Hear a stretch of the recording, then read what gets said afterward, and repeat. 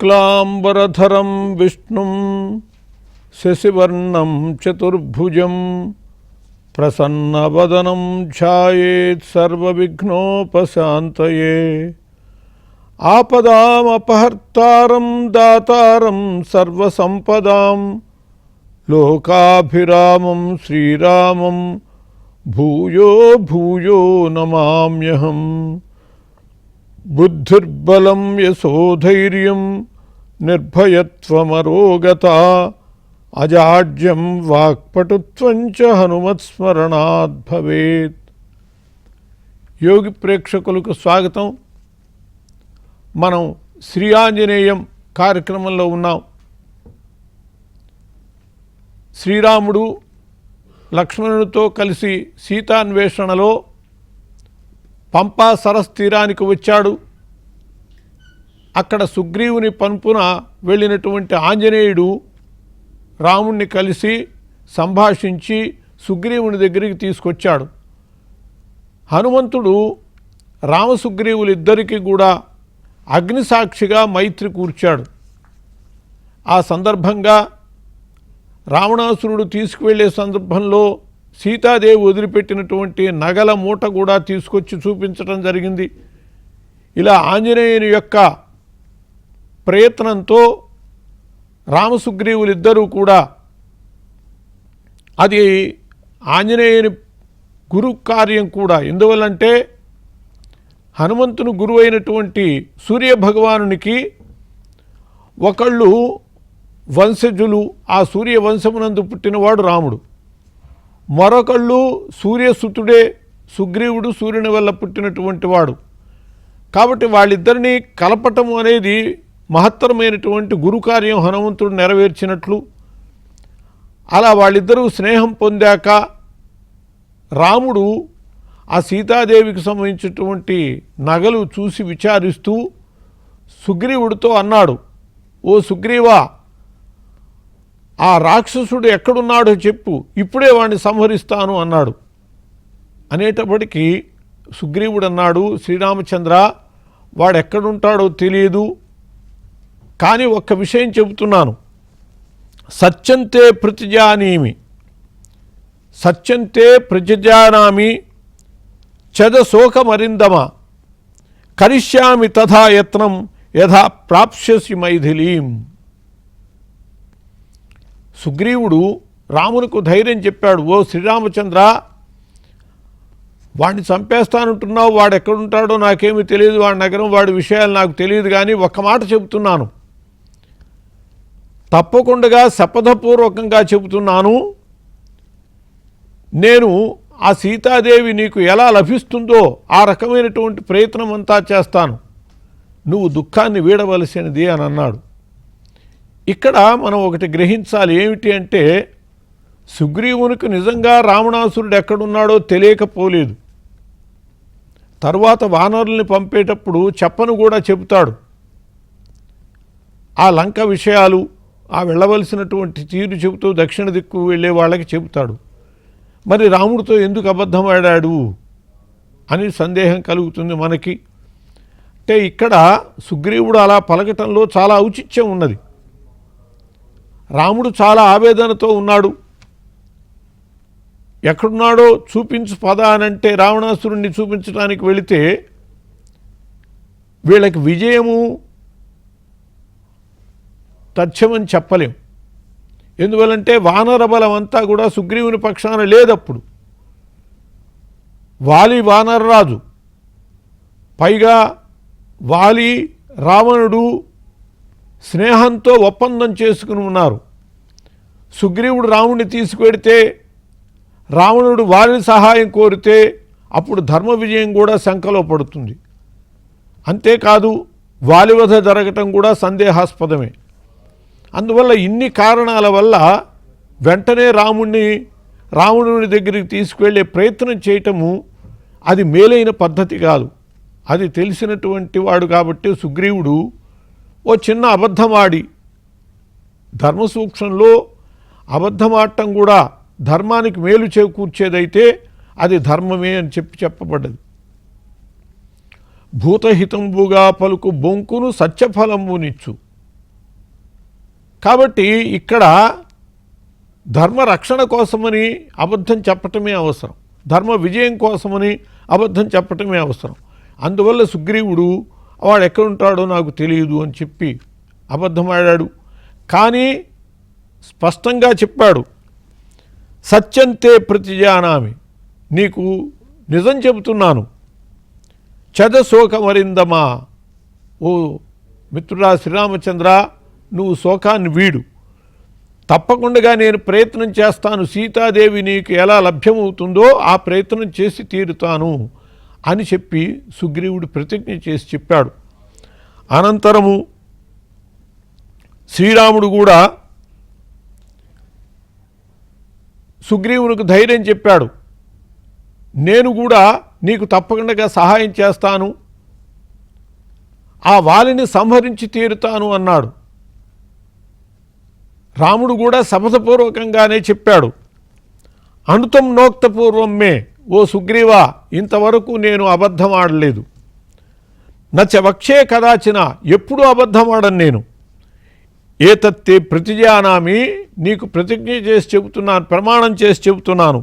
సత్యేనేవచతే శపే, సత్యంగా నేను చెబుతున్నాను, ఆ వాలిని సంహరించి తీరుతాను అని అన్నాడు.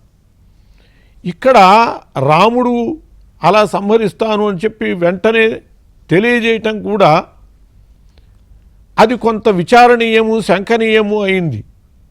దాని మీద విమర్శించినటువంటి వాళ్ళు ఉన్నారు. రాముడు వాలి ఎటువంటి వాడో వాని యొక్క శక్తియుక్తులు కూడా తెలుసుకోకుండా నేను చంపి తీరుతాను అని ప్రతిజ్ఞ చేయటం ఏమిటి? తర్వాత అడుగుతాడు అసలు ఆ వాలి యొక్క శక్తియుక్తులు ఏమిటి అని. ఎవరైనా ప్రతిజ్ఞ చేసే ముందు శక్తియుక్తులు అడగాలి, కానీ ముందు అడగలేదు. ముందు శపథం చేశాడు, నేను వాలిని సంహరిస్తాను, ఇంతవరకు నేను అబద్ధం ఆడలేదు, ఎప్పుడూ అబద్ధం ఆడను, కాబట్టి నా మాట నిజము, తప్పకుండా సంహరిస్తాను అని ఎలా చెప్పాడు అనంటే దానికి ఒక కారణం లేకపోలేదు. కబంధుడు చెప్పినటువంటి మాటని పురస్కరించుని సుగ్రీవుణ్ణి కలిసి, నువ్వు ఆ సుగ్రీవ కార్యం నెరవేరుస్తావు, సుగ్రీవుడి సహకారంతో నీ కార్యం నెరవేరుతుంది అని చెప్పి కబంధుడు చెప్పాడు. కాబట్టి వారిని సంహరించగలగటం అనేటటువంటిది కబంధుని మాటల ద్వారా రాముడు నిశ్చితంగా అర్థం చేసుకుని చెప్పాడు అనొచ్చు.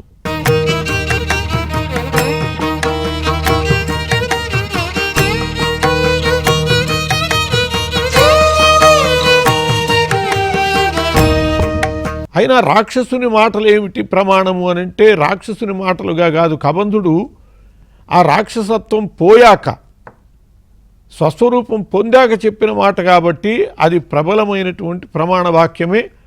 దాన్ని పురస్కరించుకుని రాముడు చెప్పడంలో కూడా ఔచిత్యం ఉన్నది.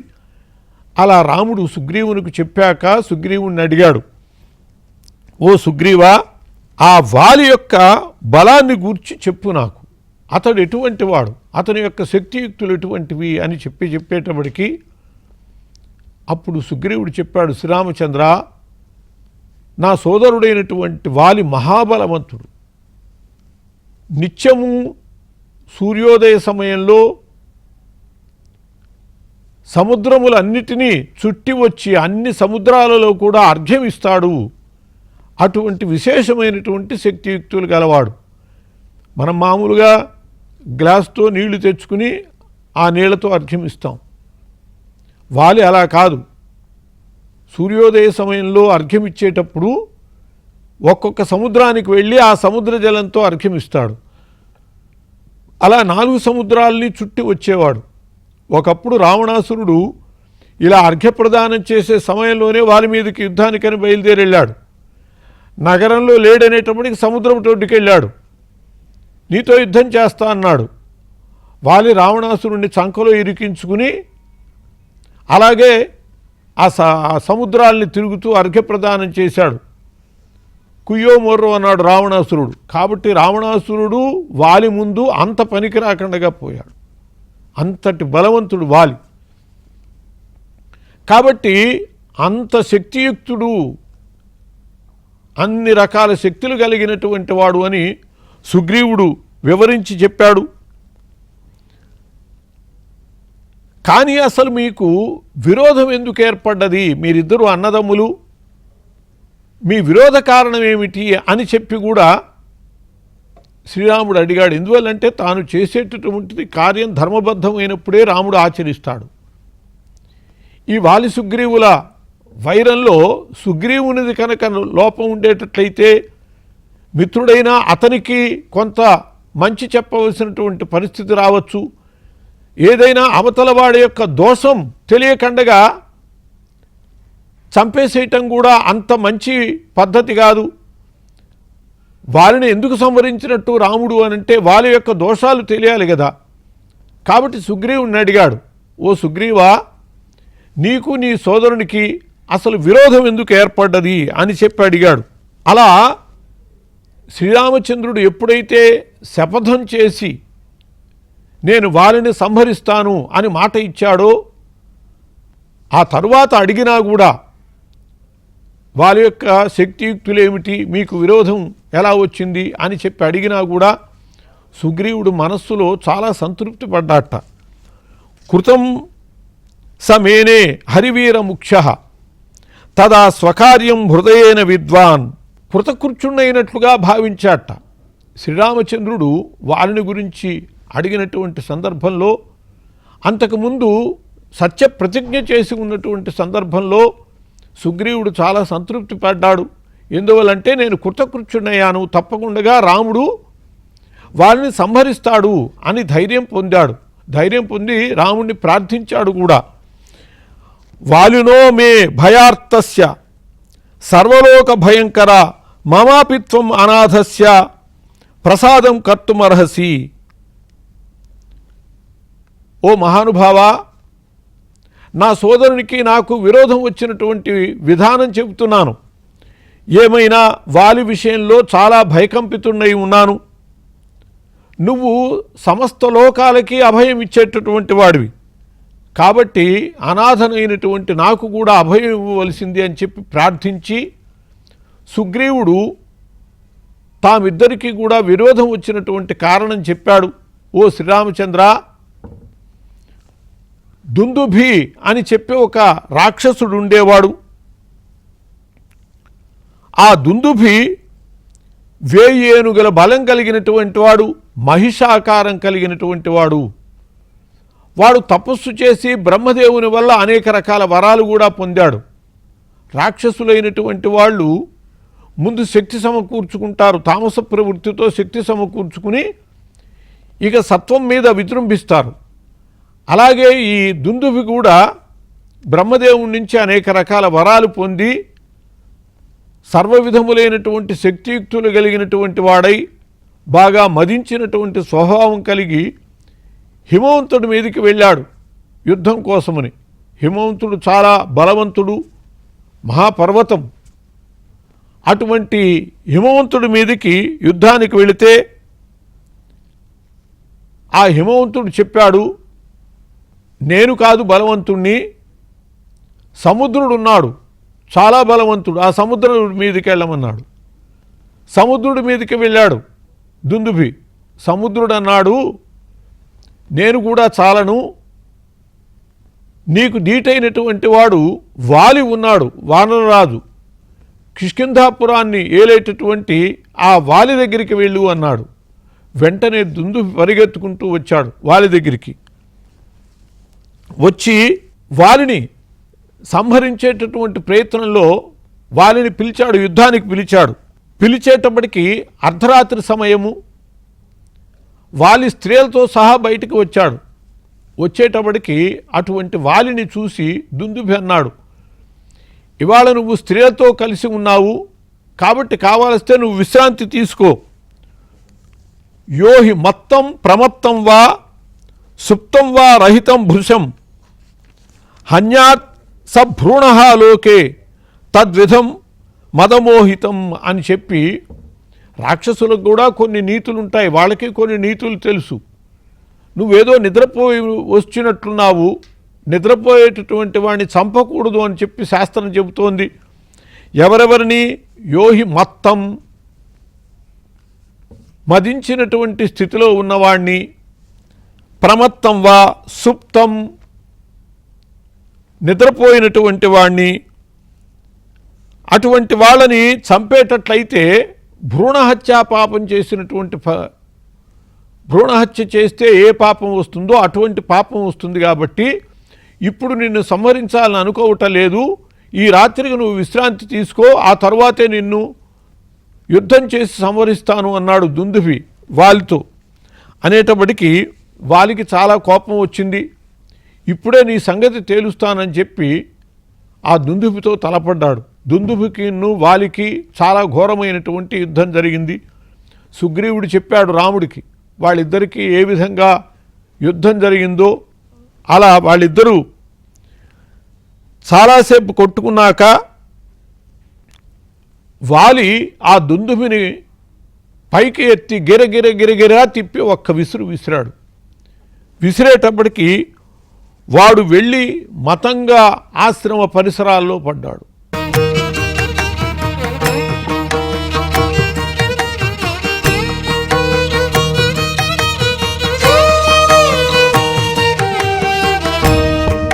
వాడి రక్తము చింది ఆశ్రమ ప్రదేశంలో పడ్డది. అది మతంగ మహాముని యొక్క ఆశ్రమ ప్రాంతం. మతంగ మహాముని చూశాడు. ఆయనకి చాలా కోపం వచ్చింది. ఎందువల్ల ఇలాంటి అపభ్రంశ పని జరిగింది అని ఆలోచించాడు.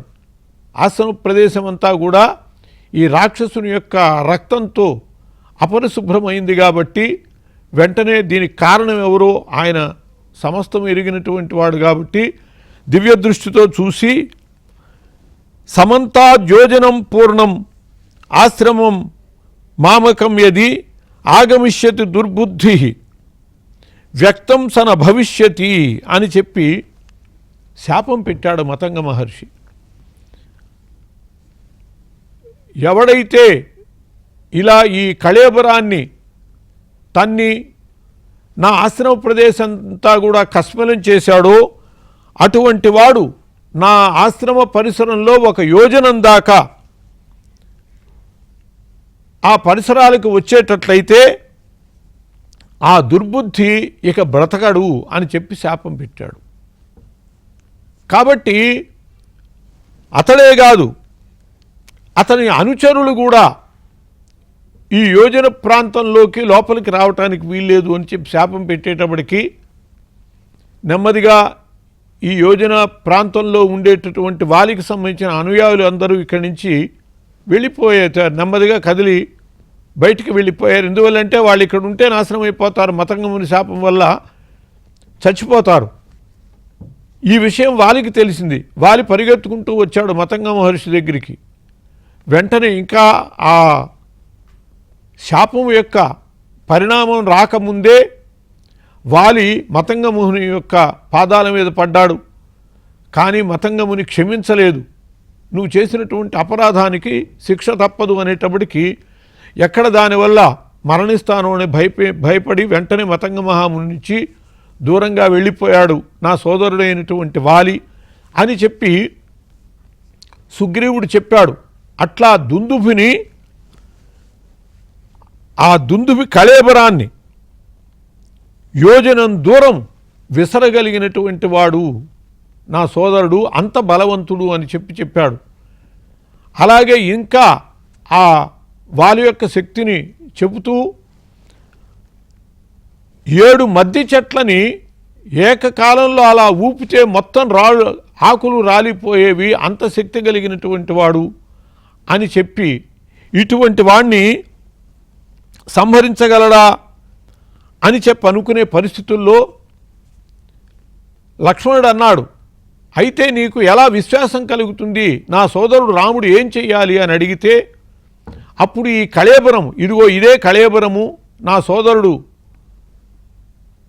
విసిరివేసినటువంటిది, ఈ కళేబరాన్ని కనుక మళ్ళీ దూరం విసరగలిగితే కాలితో తన్ని యోజనం దూరం విసరగలిగేటట్లయితే వాలిని సంహరించగలవాడు అని చెప్పి తలుస్తానన్నాడు. అంటే అప్పుడు శ్రీరాముడు అలాగే ఆ కళేబరాన్ని తంతే అది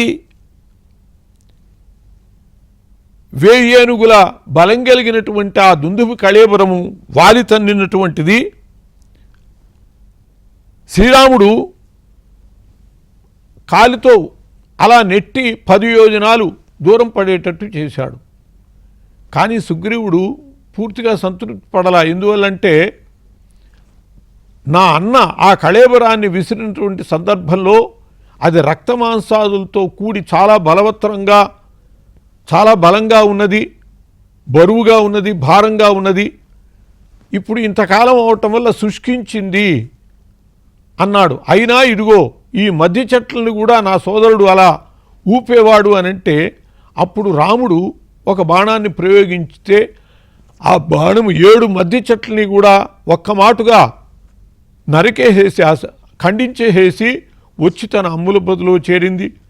దాంతో సుగ్రీవుడు చాలా సంతృప్తిపడ్డాడు. సంతృప్తిపడి ఇప్పుడే చంపు శ్రీరామచంద్ర, ఆ వాలిని ఇప్పుడే సంహరించి నా శత్రువుని నాకు లేకుండా చేయవలసింది అని చెప్పి శ్రీరామచంద్రుణ్ణి బ్రతిమలాడాడు. వెంటనే అప్పుడు శ్రీరామచంద్రుడు వాలిని సంహరించటానికి సిద్ధమయ్యి, నువ్వు వాలిని యుద్ధానికి ఆహ్వానించి మీరు యుద్ధం చేసేటటువంటి సమయంలో నేను వాలిని సంహరిస్తాను అని అన్నాడు. ఆ విధంగానే సుగ్రీవుడు వెళ్ళి వాలిని యుద్ధానికి పిలిచాడు. నగరం ముందుకు వెళ్ళి యుద్ధానికి ఆహ్వానించాడు. ఎందువల్లంటే శ్రీరాముడు నగరంలో ప్రవేశించడు కాబట్టి నగరము యొక్క వెలుపల భాగంలోనే వారిని సంహరించాలి.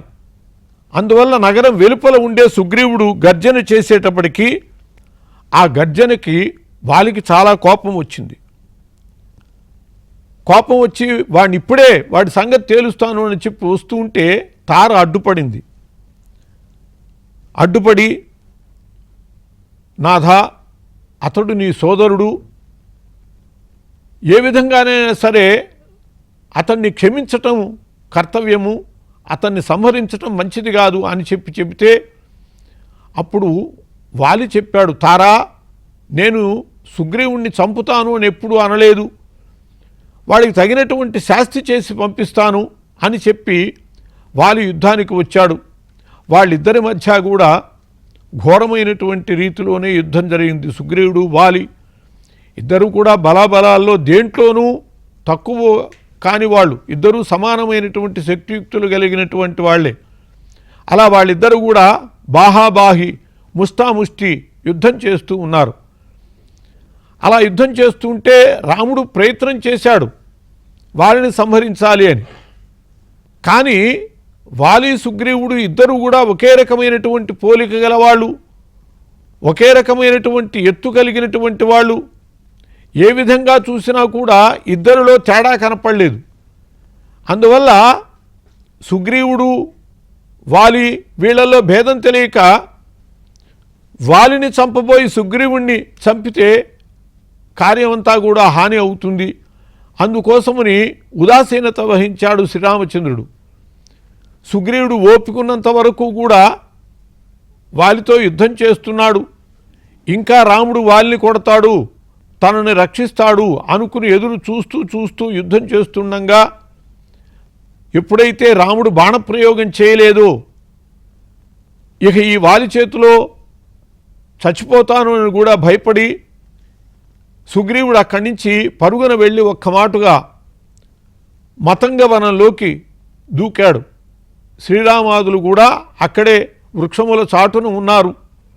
అప్పటిదాకా సుగ్రీవుడు మతంగ వనంలోకి వెడితే వీళ్ళు కూడా సుగ్రీవుని వెంట అందరూ కూడా మతంగ వనంలోకి వెళ్ళారు.